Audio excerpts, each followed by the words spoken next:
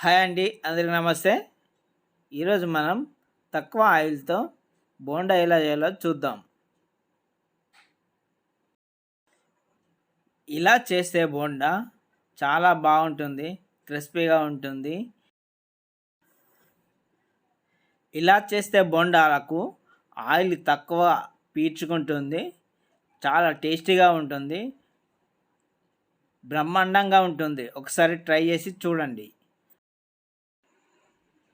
ముందుగా ఒక గిన్నె తీసుకొని 2 కప్పుల బియ్యపిండి వేసుకోవాలి, 2 టేబుల్ స్పూన్ల కార్న్ఫ్లవర్ వేసుకోవాలి, 2 టేబుల్ స్పూన్ల రవ్వ వేసుకోవాలి, 1 కప్పు పెరుగు వేసుకోవాలి, 1 కప్పు వాటర్ పోసుకొని కలుపుకోవాలి. కలిపి పక్కకు పెట్టుకోవాలి. మూత పెట్టి ఒక అరగంట సేపు పక్కనుంచాలి. తర్వాత వెజిటేబుల్ కట్టర్ ఉంటే వెజిటేబుల్ కట్టర్లో 2 మిరపకాయలు, మీడియం సైజు ఉల్లిగడ్డ, 1/2 టేబుల్ స్పూన్ ఉప్పు,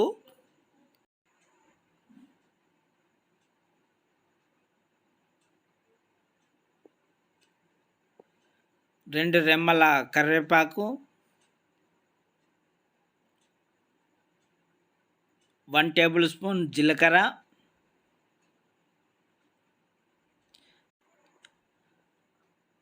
కొంచెం కొత్తిమీర కూడా వేసి చిన్నగా కడిగేసుకోవాలి.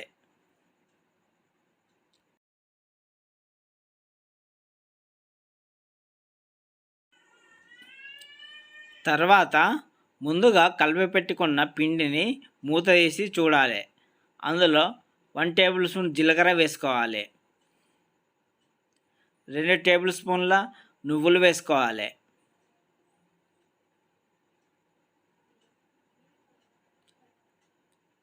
మీకు ఇష్టమైతే సోడా కూడా వేసుకోవచ్చు ఫ్రెండ్స్, మీ చాయిస్. చిటికెడు గరం మసాలా, చిటికెడు మిరియాల పొడి వేసుకోవాలి. మన ఛానల్ ఎవరైనా ఫస్ట్ టైం కనుక చూసినట్లయితే లైక్, షేర్, సబ్స్క్రైబ్ చేసుకోండి ఫ్రెండ్స్. ముందుగా కట్ చేసి పెట్టుకున్న ఉల్లిగడ్డ, మిర్చి అందులో వేసుకోవాలి.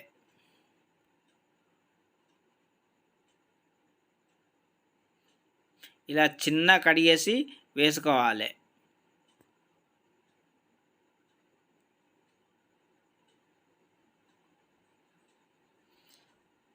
తర్వాత మొత్తం కలుపుకోవాలి. బోండా పిండి ఎలా కలుపుకుంటామో సేమ్ అలాగే కలుపుకోవాలి. స్టవ్ మీద ముకుడు పెట్టుకొని డీప్ ఫ్రైకి సరిపడా నూనె పోసుకోవాలి. నూనె వేడయ్యాక బోండాలో ఎలా వేస్తామో మనం సేమ్ అలానే వేసుకోవాలి.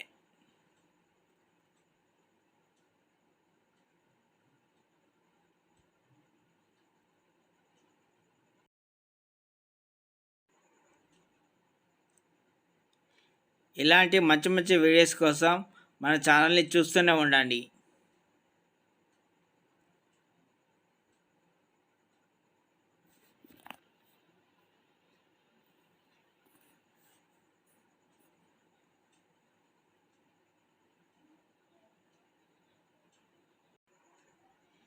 ఇలా గోల్డెన్ బ్రౌన్ కలర్ వచ్చే వరకు 2 వైపులా తిప్పి కాల్చుకోవాలి.